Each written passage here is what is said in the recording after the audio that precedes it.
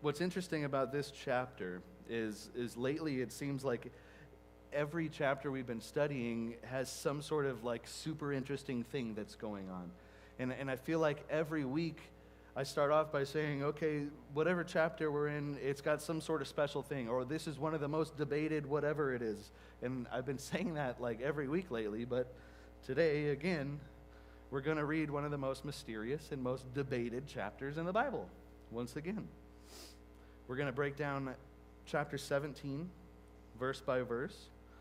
And even though there is some debate about some of the stuff that's going on in this chapter, the important part is that we understand what God is revealing to us in His Word, and not really to get lost in speculation. So chapters 15 and 16 that we went over the last couple weeks was the 7 bowls of wrath of God.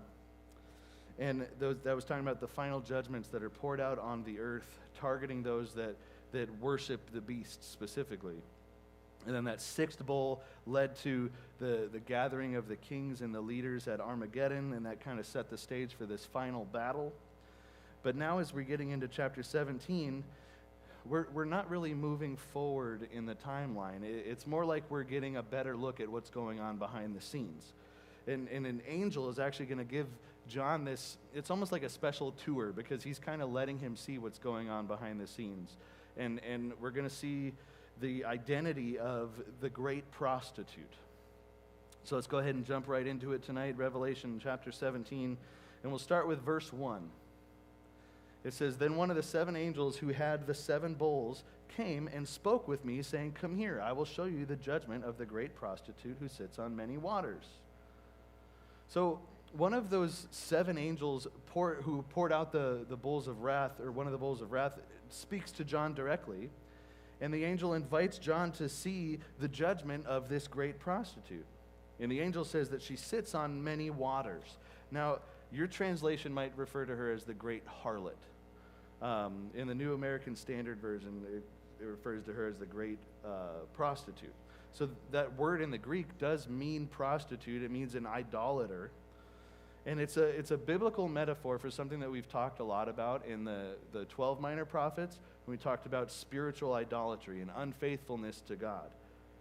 In the Old Testament, Israel was called a harlot or a prostitute when Israel would turn away from God to worship other gods. And again, we went over that a lot in the 12 minor prophets. Every time Israel would fall away from God and start doing idol worship, Israel was looked at as committing sexual immorality, but really what it was like adultery. It was turning her back on God. So again, we went over that several times in the 12 minor prophets, but here what this is talking about is this system that is spiritually corrupt and promotes idolatry. It says she sits on many waters, and that phrase is another Old Testament reference in the book of Jeremiah. It kind of uses that language to describe Babylon. So if you look at Jeremiah 51, it says, "You who live by many waters, abundant in treasures, your end has come, the measure of your end." It's talking about ancient Babylon there. So that verse is talking about a prophecy against Babylon. And it describes it as being this major power that's wealthy and located close to water. It says, "by many waters." And it was probably referring to the Euphrates River at the time. And it was talking about the coming destruction of ancient Babylon and the end of its power, is what Jeremiah 51 was talking about. Now in Revelation 17 here, waters is actually going to be explained a little bit better in verse 15, but they represent people, multitudes, nations, and languages, the many waters. And this means this prostitute, this idolater's influence is global. It's reaching people from all over the world. So this first verse shows that this harlot or prostitute or idolater is powerful and has an influence that reaches around the globe. Now, instead of ancient Babylon being one nation, this isn't talking about just one nation here. It's a world system of spiritual and moral corruption. And I'll get into a little bit more detail in a bit, but using this Old Testament imagery, like Babylon and harlotry and stuff, it's showing that God's judgment is consistent throughout history. The principles of unfaithfulness and idolatry brought judgment on ancient Israel and on ancient Babylon. Again, just like we saw in the 12 minor prophets. And we see the same thing here. Unfaithfulness and idolatry is going to bring judgment on this end-time system. And again, we'll get into that in a minute. So verses 1 and 2 go together. So let's see what happens when you put them together. It says, "Then one of the 7 angels who had the 7 bowls came and spoke to me, saying, 'Come here, and I will show you the judgment of the great prostitute who sits on many waters, with whom the kings of the earth committed acts of sexual immorality. And those who live on earth became drunk with the wine of her sexual immorality.'" Now, this prostitute here, her spiritual unfaithfulness corrupted the entire world, is what this is leading into. Again, look at the sexual immorality as a metaphor for idolatry, for unfaithfulness to God. So this is saying the political leaders, the kings of the earth, partnered up with her and the general population, the inhabitants of the earth that are mentioned there. They're all spiritually intoxicated by her influence. They're all falling victim to her, leading them astray, leading them away from God. It says that they committed sex of immorality. And again, it's a metaphor for like a corrupt alliance. It's her leading them astray, away from God. The world's leaders are not just influenced by her, they're in partnership with her. They're driven by greed and power and worldly stuff, and it becomes a shared rebellion against God himself. It says they became drunk with the wine of her sexual immorality. And that's talking about being in a state of like spiritual intoxication. It's talking about how she can influence the worldly systems, religious systems, political systems. This prostitute's influence is it's not just intellectual or anything like that. It's intoxicating. And the words that are used there specifically. It's think about drinking too much. Your senses start getting dull. So she's dulling the senses and making people blind to the truth of God. She's leading them astray. She's alluring them. And it's a powerful and it's an addictive delusion for the world's leaders. Spiritual intoxication means people are so consumed by the false promises and deceptive doctrines and worldly temptations that she brings. They become complacent and they're unable to even recognize corruption and evil around them. It becomes normal. They're complacent in it. Again, spiritual intoxication. And it leads to almost a sense of spiritual unconsciousness. Like you can imagine drinking so much you black out and you pass out or something. Imagine that from a spiritual perspective, spiritual unconsciousness, where they're completely manipulated and led astray from God's truth. That's the kind of stuff we're talking about here.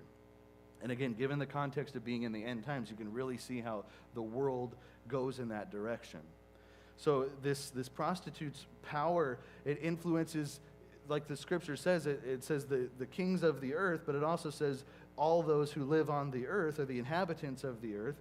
So it's talking about the political elite and the powerful, the kings of the world, but also the regular people are affected by her.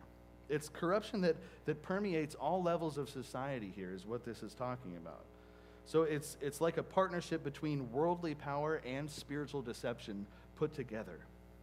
You can see how manipulative that is. And the world shows, these couple of verses show the real danger of that and coming together and compromising with that. When the leaders and the people choose the world and choose that corruption and choose to disobey God and choose pleasure over faithfulness, they become completely intoxicated by all those false promises. And they lose their ability to even see God's truth. They're so immersed in it. And look at verse 3. It says, "And he carried me away in the spirit to a wilderness, and I saw a woman sitting on a scarlet beast, full of blasphemous names, having 7 heads and 10 horns." So John is kind of transported in a vision to a wilderness. And he sees that same woman again, that same prostitute, the great prostitute. This time she's sitting on a scarlet beast. And it says the beast is covered in blasphemous names and has 7 heads and 10 horns. So first of all, the wilderness is a place of solitude. Usually when you see stuff like this in other places in the Bible, the wilderness is usually like a place of revelation. So if you think of Moses, we talked about when Moses met with God at the burning bush. He was in this kind of desolate place. Remember, he went off the beaten path to find that where the burning bush was. Elijah fled into the wilderness and met with God as a still small voice. Or even in the New Testament talking about Jesus when he was in the wilderness for 40 days tempted by the devil. The wilderness is a place for God to reveal truth. But in this context, it's revealing a truth about the world's corrupt system here. It says that the woman is sitting on a scarlet beast. So back in Revelation chapter 13, we talked about the beast from the sea. And if you really break it down, you can see all the connections here. So this woman is riding the same beast from Revelation 13. So scarlet can point to things like luxury and royalty, but it can also point to things like bloodshed and sin. But the scarlet beast has 7 heads and 10 horns. Those are the same features that we read about in chapter 13 with the beast from the sea, which means it's the same beast. The prostitute's riding the beast, which means she's either controlling it or she's at least in partnership with it. You can imagine like riding a horse that you've broken kind of deal. So it seems to be saying that she's almost in a position of power over that political system of the beast from the sea. Now it says, full of names of blasphemy. That's talking about this beast's claim of being divine, or its opposition to God and its rejection of God's authority. So we've talked about kind of this end times world system here. This prostitute is the religious and economic power, and the beast is the political power. So she rides the beast, which is a symbolic relationship where she's kind of the dominant partner of it. So in other words, that political power is driven by the religious and economic power behind it. It's talking about this powerful and evil alliance. It's spiritual corruption. And this prostitute uses that political power. You can imagine, again, controlling a horse, using that political power, the beast, to achieve her goals, which, again, is manipulation and control and leading people away from God to the point where they're so intoxicated and enamored by her that they're not even looking at God anymore. Now, in the end, spoiler alert, that political system is going to turn on the religious system, but we're going to see that a little bit later. Verse 4 says, the woman was clothed in purple and scarlet and adorned with gold, precious stones, and pearls, holding in her hand a gold cup full of abominations and of the unclean things of her sexual immorality. So John sees the way that she appears. She looks luxurious. She's wearing purple and scarlet. Remember, purple is a color of royalty. Scarlet is a color of wealth and power. But they're also the same colors that represent high priest's robes and the temple veil in the Old Testament. So there's the religious connection there. It says that she's adorned with gold and precious stones and pearls. Again, wealth and luxury and again, temptation there. It's pointing to the fact that this system's not poor. The system's powerful. The system drags you in. It's basically a global economic powerhouse, very wealthy and powerful. It says she's holding a golden cup, and the gold cup is full of abominations and unclean things of her sexual immorality. Now, what's interesting about that is it's kind of ironic. It's like a juxtaposition because the cup is gold. So you think, okay, that's valuable. That's like this fancy gold cup, right? But then it's full of filth and impurity and sexual immorality on the inside. So it's kind of ironic, but it's a great metaphor for that system because the system looks nice on the outside and looks wealthy and looks desirable, but on the inside it's corrupt and it's horrible. So that cup is actually a great metaphor for her in general. But again, you can see how kind of seductive that her nature is. First of all, she's referred to as a prostitute, and there's the sexual kind of stuff there too, but at the same time, it looks beautiful, it looks wealthy, it looks desirable, it looks powerful, it looks like all the stuff that you want to go after, all the stuff that naturally draws people in, especially people that desire power.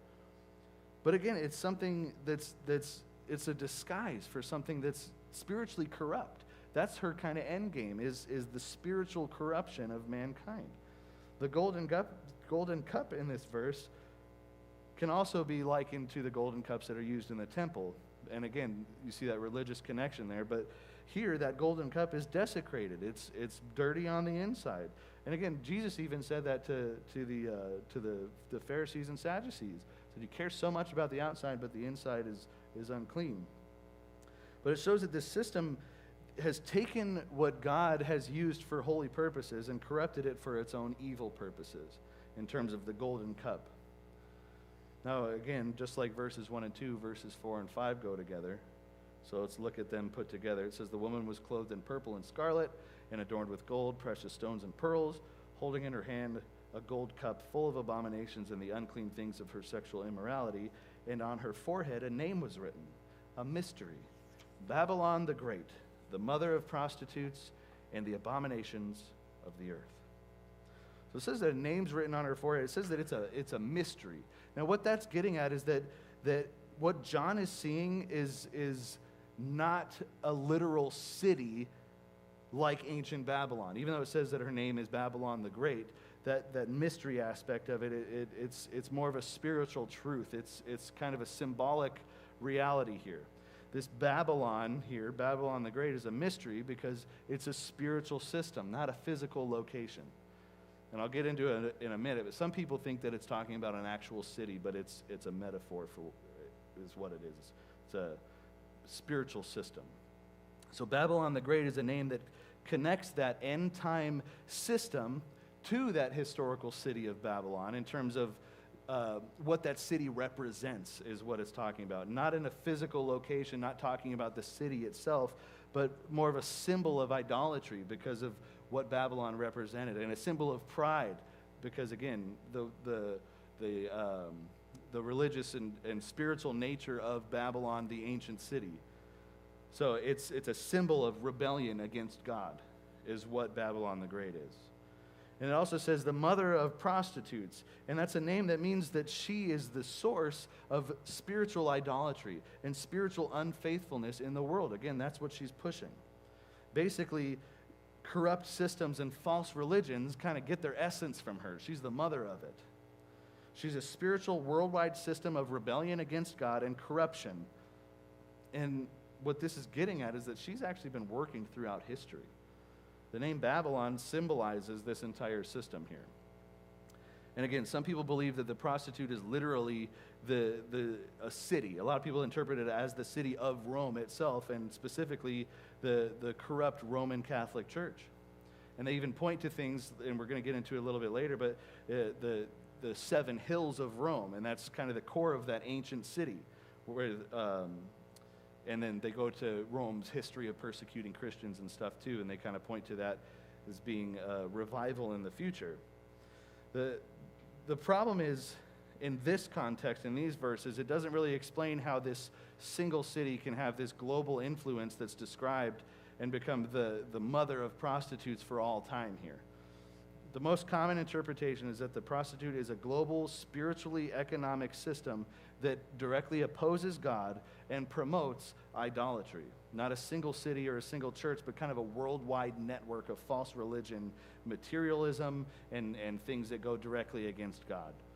Which again fits into the first verse that said that she sat on many waters. Remember, that it's pointing to a global nation, kings of the earth. It's a wider sense. So, and again, some people believe that a literal city of Babylon is going to be rebuilt, and they actually believe it's going to be rebuilt in Iraq and become the center of this system during the end times. And I mean, the thing is, too, is that this hasn't happened yet. So this kind of stuff is possible. But again, it doesn't answer the question of the mystery of her name and all the symbolic descriptions there. Again, what makes the most sense is that Babylon the Great is kind of a symbol of the spiritual and economic system that has the historical roots against God that goes back to ancient Babylon's rebellion. And eventually that spiritual and economic system against God is going to be this global threat in the last days and spread to every nation and every city, promoting idolatry and, again, materialism and rebellion against God. It's going to be this global kind of network against God where people are so allured by it that they don't even want God. Verse 6 says, and I saw, this is a pretty, it's an interesting way to describe this verse. So verse 6 says, and I saw the woman drunk with the blood of the saints and with the blood of the witnesses of Jesus. And when I saw her, I wondered greatly. So knowing that this is kind of a system of rebellion against God throughout history, the system's been responsible for the persecution and the death of God's people throughout history. And it says that she's drunk with the blood of the saints. And it's a pretty scary way to word that. It shows that she has this really deep-seated hatred for God and for his people. And the thing is she's not just killing them. Think about somebody that's drinking until they're drunk, or maybe taking shots or something. She's consuming their death as if somebody would consume alcohol with the intention of getting drunk. That's a horrible description. Getting drunk on the death of the saints, the believers, and the blood of the witnesses of Jesus. Specifically talking about people that died for their testimony about Jesus. Then John said, when I saw her, I wondered greatly. Closer to the Greek there, it says, I was greatly astonished. So John's in shock by this, and he knows that she's evil, but seeing that full extent of her enjoying the death of God's people is really unsettling to him, and for good reason. Like I said, when you break it down, it's a pretty graphic description of evil. This system is historical and ongoing, and it's persecuting true believers. It's not just about what happens in the future, it's about the entire history of rebellion against God's people. And I mean, you can think about how just evil that is over time. And not to mention, I mean, it goes from Christian martyrs throughout history, from Roman persecutions and stuff, to the extremist groups that we see today, and the horrible things that Christians have to withstand around the world.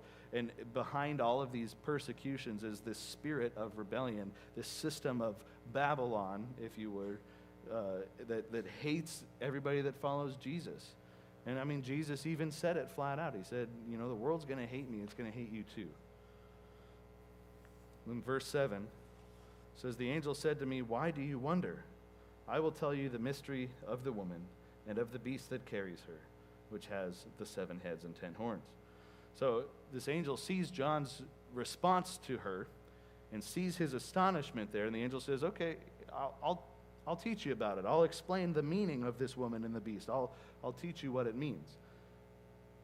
So let's see what the angel has to say. Verse 8. It says, the beast that you saw was and is not, and is about to come up out of the abyss and go to destruction. And those who live on the earth, whose names have not been written in the book of life from the foundation of the world, will wonder when they see the beast that he was and is not and will come. So the angel starts off there a little bit by explaining the beast's kind of history. He says, the beast that you saw was and is not and is about to come up out of the abyss. So in other words, the beast existed before, it disappeared at some point, and it reappeared coming out of the abyss. The angel says that the beast is heading for destruction too, so I'm going to break that down. So that first part says, the beast that you saw that was and is not and is about to come up out of the abyss. I don't know if you guys noticed, but it's very similar to what we've read in Revelation, when it says the God who was and the God who is and the God who is yet to come. So the beast is a counterfeit. Remember, he's deceptive. Something seems off by the mimicking of that wording. It's the beast's attempt to mimic God's power and deceive humanity. This is talking about, people go into this being a false resurrection. And that's the reappearance of this powerful and oppressive political system. And we talked about it before, and I forget which chapter it is, but the Antichrist having that fatal wound and then miraculously recovering, and then by doing that false resurrection, it amazes the world and leads to more deception. And people start to follow the Antichrist because of it. Oh, I have the verse right here. Revelation 13:3. Says, I saw one of his heads as if it had been fatally wounded, and his fatal wound was healed. And the whole earth was amazed and followed after the beast. So this verse here in chapter 17 points to that when it says, well, I don't even know what I wrote there. What this is pointing to is that this beast has a past existence. It was, it said. It seems to have this temporary disappearance after that, and then it says it is not. It will have, it has a past existence, it was. It seems to have that temporary disappearance where it says it is not. And then it has a future return where it says it'll come up out of the abyss. So the Greek word for abyss there is the bottomless pit. And we talked about that bottomless pit being the place where demons are imprisoned, which confirms that this beast is supernatural and it's demonic. The verse says that the beast will go into destruction. And its power is only temporary. We're going to kind of get into a little bit of the victory here tonight. But this angel says that everybody whose name is not written in the book of life, they're going to wonder when they see the beast. Again, the Greek there is to be astonished. They're going to be astonished when they see this beast, which again lines up with that verse from Revelation 13. The whole earth was amazed and followed after the beast. So those whose names have not been written in the book of life from the foundation of the world. Again, this is another concept we talked about before, that only those that are saved by Christ are able to actually see through the beast's deception. They're not going to be amazed by this false resurrection. They're not going to fall for it. But you can see the demonic nature of this political power of the scarlet beast that the prostitute is riding. And the fact that it comes from the abyss shows that it's not some sort of a human system. It's controlled by the devil himself. It's a temporary, and then it's temporary disappearance and return. Again, people look at it as that false resurrection that leads to this kind of evil political revival in the end times under the Antichrist. So it seems that this political revival is going to be so spectacular that it's going to deceive everybody that's not genuinely saved. Again, the whole earth was amazed and followed after the beast. And like I said in the beginning of this, what we're getting here is this kind of behind-the-scenes look at what's going on during all this stuff. We're getting a better look at the spiritual nature of the end times conflict. Not just a human power struggle or anything like that. It's bigger than just human political issues. This is a battle going on between counterfeit powers of Satan and the eternal and victorious power of God. And the only protection against that deception is having your name written in that book of life. The angel keeps going in verse 9 here. It says, "Here is the mind which has wisdom." And it says, "The 7 heads are 7 mountains upon which the woman sits." So the angel tells John that the 7 heads of the beast represent 7 mountains where the prostitute system is based. So this is where the debate about some stuff comes back in, and the debate kind of gets a little worse, going back to Rome again. So people look at this as talking about Rome because Rome is known as the city of 7 hills. And again, we're talking about, so it's kind of difficult because you can see that, but at the same time, we know that this is a global system and not just one city. So it's bigger than just Rome itself. So some of this stuff, it becomes a little hard to discern exactly what's going on here. And then the symbolism and all the stuff that's in here, which is why the angel says, "Here is the mind which has wisdom." In other words, he's saying we need God's wisdom in order to fully understand this stuff and discern some of this stuff. To even begin to understand this stuff, we need God's wisdom. Now, as far as those 7 mountains, it's assumed to be talking about global political power in the end times, a symbolic reference to this powerful worldwide political or economic center, if you will. And if you want to go into the Roman Catholic Church spreads across the entire world. It's definitely a world religious system, and some people believe that it's talking about Rome, but it's talking about the Roman Catholic Church as being the kind of that religious power. Now, verses 9 and 10 go together, so let's read those together. It says, "Here's the mind which has wisdom. 7 heads are 7 mountains upon which the woman sits, and they are 7 kings. 5 have fallen, 1 is, the other has not yet come, and when he comes, he must remain a little while." So this again goes further into the debate of whether or not those mountains represent Rome, because Rome is the city of 7 hills. But then here it says that those 7 mountains are 7 kings. So the 7 heads are 7 kings or kingdoms. And it says 5 have already existed and have fallen. 1 is in power, and then a 7th is coming. And that 7th one is only going to reign for a short time. So given the context of everything that we've been talking about, these 7 kings are a kind of symbolic list of historical empires that have opposed God's people. So it says 5 have fallen, and those are interpreted as great empires that are against God and that oppressed Israel and oppressed the church, talking about empires like Egypt and Assyria and Babylon, Medo-Persia, Greece. The one that is typically seen as being the Roman Empire, which was in power during John's time and was a persecutor of the early Christian church. Then it says the other has not come yet. It's going to come. It's the seventh king, a future empire. And it's usually understood to be this kind of revived form of the Roman Empire that's going to reign for a short time during the end times. So that last interpretation, it shows that human rebellion is throughout history. So again, going back to the prostitute being the kind of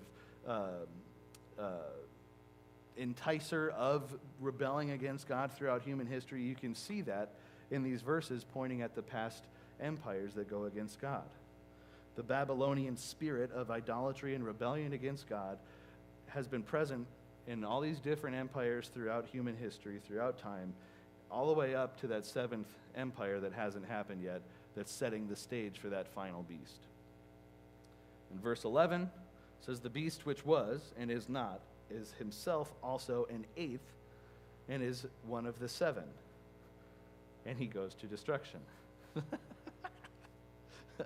So the beast is an eighth king or an eighth kingdom, and it's a revival of the previous seven, but it's also distinct and separate from them, and it's heading for destruction. So this last beast is not like a new empire, because it says it was. So, but it's kind of getting to the height of the previous seven. So kind of putting them all together. All seven of those empires that rebel against God, this is like the culmination of those. And it's the final manifestation of the spirit of rebellion that's been at the center of all these previous empires. So it's understood that this eighth empire is this revived or final form of those previous seven empires. So that eighth beast is understood to be the Antichrist's kingdom. So picture all of the nations that outwardly, or all of the empires throughout history that persecuted Israel and persecuted Christians and came against God and were known for rebellion against God. Imagine all of them coming together.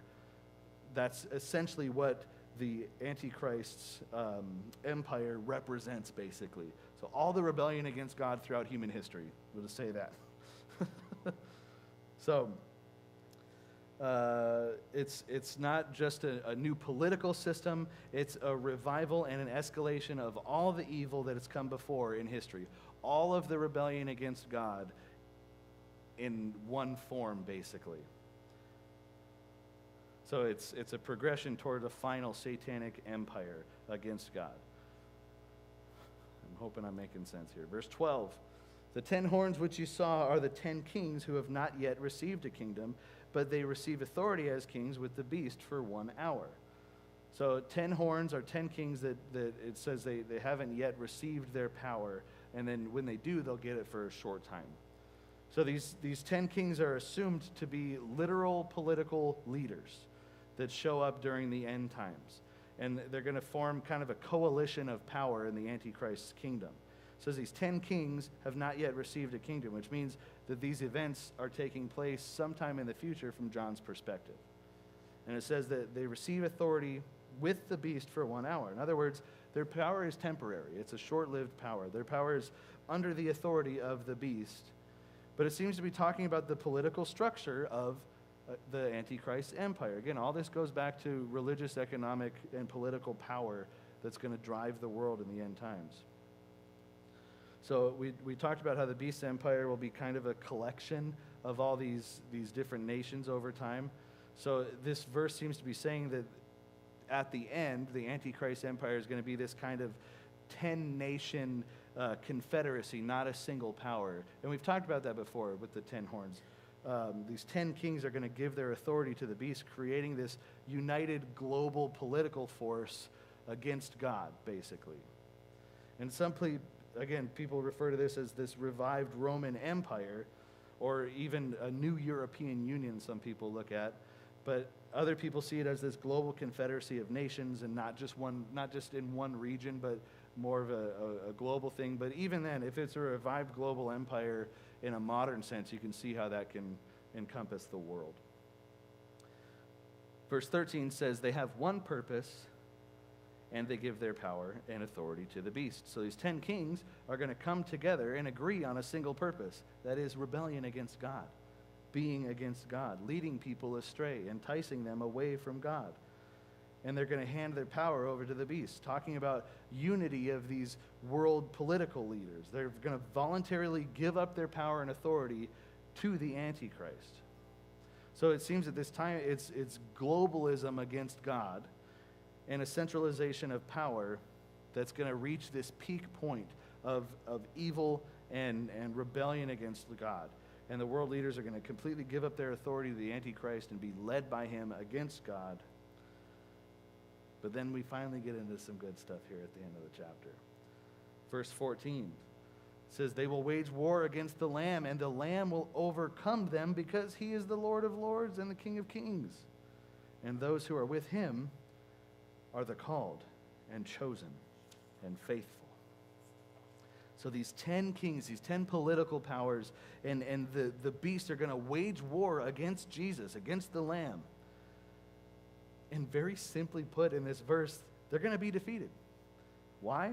Because Jesus is the Lord of lords. He's the King of kings. Can't fight against him.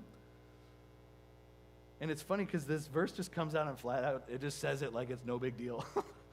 But that's the entire climax of the story. Throughout all of human history, all the rebellion against God is led by an evil spirit, if you would, the harlot's direction, the harlot's influence, that evilness that says, don't obey God. You can live lavishly. You can give in to all your desires. Throughout all of human history, all coming together to this huge global economic, political, religious system, all geared against God, trying to fight against God, waging war against God. And that verse just takes it and goes, yeah, but they lose.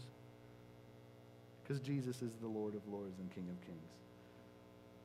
I love that. That's awesome. The climax of human history in one verse. What's even better is the victory is an absolute guarantee. God's word is truth. And it's assurance for believers. And it flat out just said, they lose. And what's awesome about it too is that we don't fight alone. And I know that when we look at the end time stuff and we see all the stuff that's going on, and when we see things like martyrdom and things like that, we picture like, oh, we got to fight alone, like we're this small sect or something.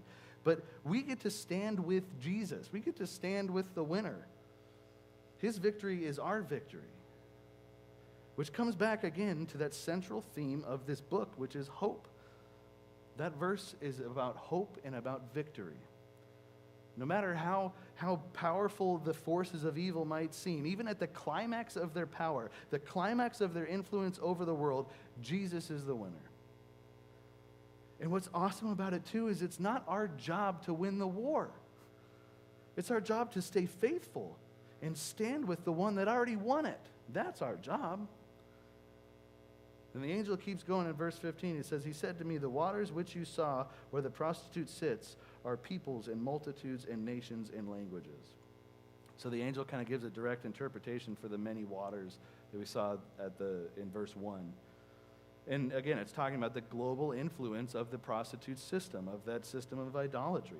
Everyone will be influenced by her. So again, the interpretation of this is talking about one specific localized city. This verse seems to contradict that as well. Peoples and multitudes and nations and languages. It's a lot more broad than just one central city, but it's getting to it's saying that the prostitute's influence is universal. It's global. The system of spiritual idolatry is not a small localized problem. It's a human problem that has permeated every corner of the world at this point. Then verse 16, it says, and the 10 horns which you saw, and the beast, these will hate the prostitute and make her desolate and naked, and will eat her flesh and burn her up with fire. Pretty quick turnaround there. The 10 kings that supported the prostitute in that system are going to turn on her. They're going to turn on that system. That alliance between that political system and the spiritual economic system is going to break down. That alliance is going to fall apart.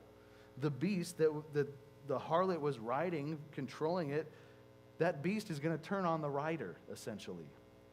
It says, these will hate the prostitute and will make her desolate and naked. It's a metaphor for stripping her of her power.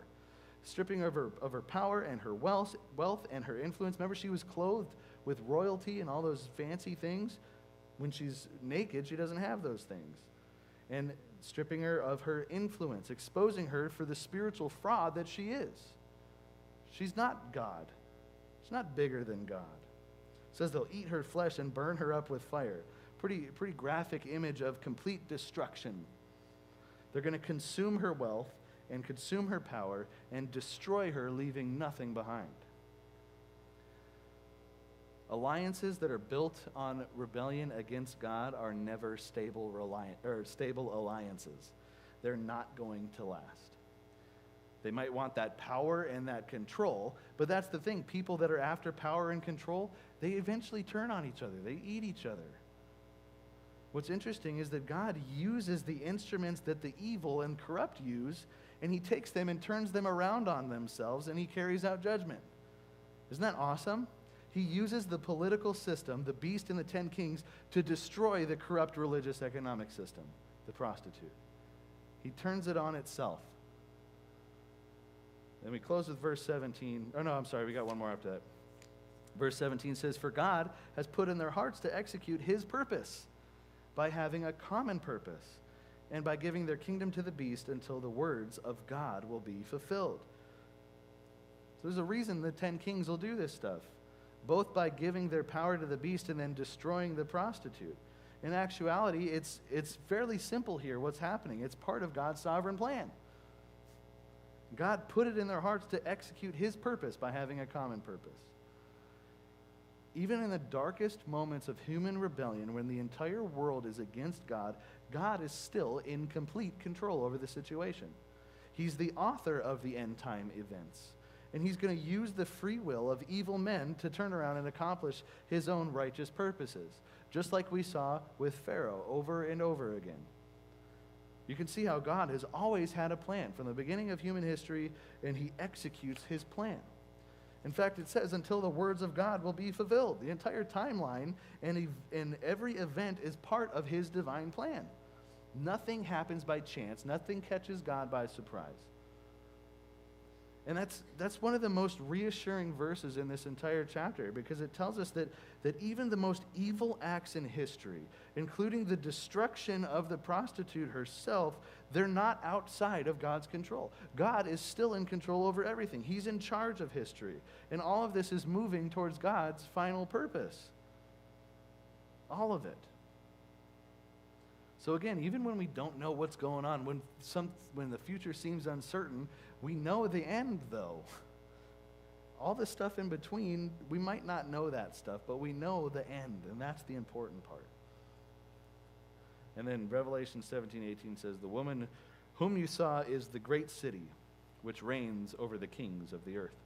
So the angel finishes here by saying that the woman is the great city that essentially has authority over the world's leaders. She reigns over the kings of the earth. Again, going back to the great Babylon the Great. And we've read about that in other chapters. Again, the question is whether or not this is a literal city or a symbol. People like to debate about it. It says the great city reigns over the kings of the earth, which again goes back to global power and influence of this system. Global political and economic power.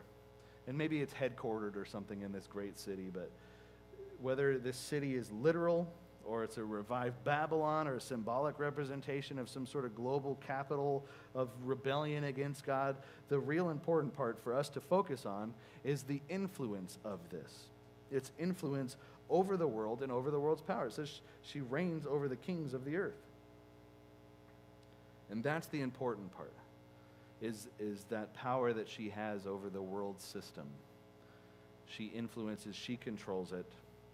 And all of it leads people away from God to the point where, again, going back to the metaphor of being drunk, they're oblivious to God and his love and his purposes.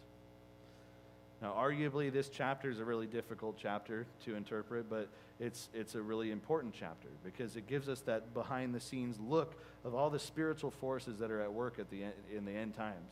And again, now that we're starting to get towards the end of the book of Revelation, stuff is kind of jumping around, and you're seeing stuff moving along on a timeline and then stopping, and then you're seeing it from this perspective instead, and then you're seeing stuff that coming backwards and looking at it the other way. Like, It's a pretty weird book the way that it's structured, but it's, again, this chapter specifically is a behind-the-scenes look at the spiritual forces that are at work during the end times. And that great prostitute, Babylon the Great, is widely considered to be a global spiritual and economic system, not a centralized, localized city. Again, she's dressed in wealth. She looks beautiful on the outside, but she's corrupt on the inside. And she's responsible for the persecution of God's people throughout human history. So she's the mother of prostitutes. She's the source of false religion. She's the source of spiritual rebellion, which, again, going all the way back to the Old Testament, that's what God was trying to stop humans from doing from the get-go. He's like, look, just do this stuff and it'll be fine. We couldn't. He's like, well, if you can't do this stuff, then you're going to get in trouble. If you don't do this stuff, you get in trouble. And it's been repeated throughout all of human history, and it culminates, is that the right word, culminates? Into this peak of human rebellion against God, and turns into this huge thing at the end of time, and then Jesus wins. And I don't mean to spoil that for you. But it says that she rides that scarlet beast, again, the political system of the Antichrist, and the revival of the past evil empires and their rebellion against God. 7 heads and 10 horns represent the succession of empires and this final kind of 10-nation confederacy that's built up against God. And then that corrupt political system, the prostitute, she rides the beast initially. She's manipulating it initially, but then they turn on her.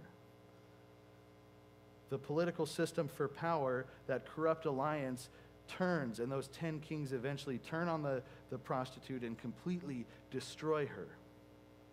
So the corrupt spiritual system gets destroyed. And again, it's not by accident, it's not by happenstance, it's all part of God's plan. And the final victory belongs to Jesus, the Lamb, who is the Lord of Lords and the King of Kings. And it tells us that all human history, or all human systems of rebellion, whatever they might look like, and whether they're religious or they're economic or they're political, anything that is against God, anything that rebels against God, no matter what they look like, they're temporary. They don't win. They're destined for destruction. They may seem powerful and big, but their power is a facade. It's false. They're eventually going to turn on each other and be used by God against one another, and God's will be done.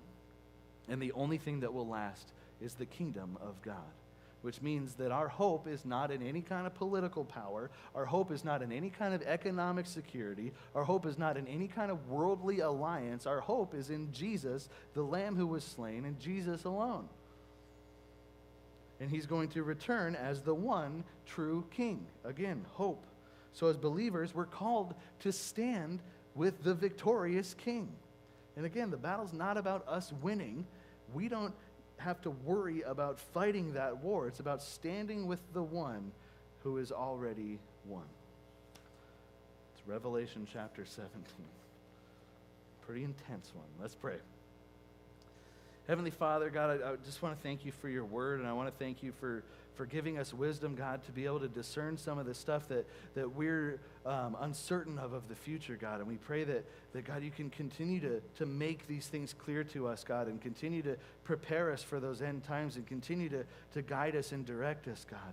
And in a world that is fallen and broken and hurting, God, I pray that we can turn to the one that heals, and turn to the one that brings joy and brings peace, God, and not just wallow in our self-pity and in our difficult times, but we can turn to you and discover a way out, God, and discover freedom from everything that this world has to negatively offer. God, I pray that no matter what each one of us is going through, God, I pray that you mend our broken hearts, that you uplift our spirit, God, and that you bring us the joy and the peace that only comes from walking with you, God. I pray that you continue to strengthen our faith, God. I pray that we never fall into complacency and that we're always searching for more. We're talking to you more and spending more time with you, God. I pray that we can live lives like that and reflect your light brightly in this dim world. So, God, continue to build us up, continue to strengthen us, continue to work on us, God. We're all works in progress, and we know that. And thank God for your love. Thank you so much for loving us in spite of ourselves, in spite of our sin, in spite of us falling short, in spite of us maybe not being ready yet for whatever you're working on. Knowing that we're works in progress, you love us. So thank you so much for that love that covers a multitude of sins. Thank you so much for the gift of your Son that is victorious, God, and we know that we are victorious in him. So thank you for that promise, God, and thank you again for your word that we get to study and grow closer to you. It's in your Son's name we pray. Amen.